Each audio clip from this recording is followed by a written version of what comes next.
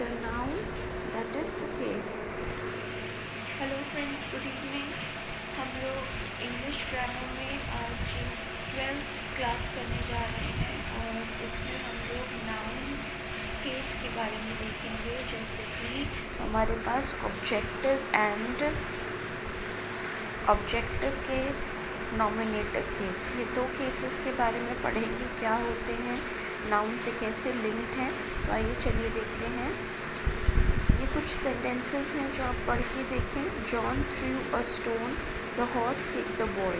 अब John through a stone, तो John क्या है, ऑब्जेक्ट है यानी कि सब्जेक्ट है, एंड थ्रू अ स्टोन क्या है, प्रेडिकेट है। तो जहाँ पे ये पार्ट आता है उसे बोलते हैं नॉमिनेटिव केस, और सेकंड पार्ट जो होता है उसे बोलते हैं ऑब्जेक्टिव केस। जैसे हम पढ़ के देखते हैं, the group of words through a stone is the predicate. ये हमें पता ही है। The predicate contains the verb through, और ये भी पता है कि प्रेडिकेट में हमारे पास क्या है, वर्ब है थ्रू। तो what did John throw a stone, stone is the object with John threw the noun stone is therefore called the object. तो जो नाउन है उसको हम ऑब्जेक्ट बोल देते हैं। In sentence 2, noun horse is the subject. It is the answer to the question who kicked. यहाँ पे देखिए the horse kicked the boy, इसकी बात हो रही है कि horse ने boy को kick किया। तो इसकी बात है the noun boy is the object. It is the answer to the question whom did the horse kick.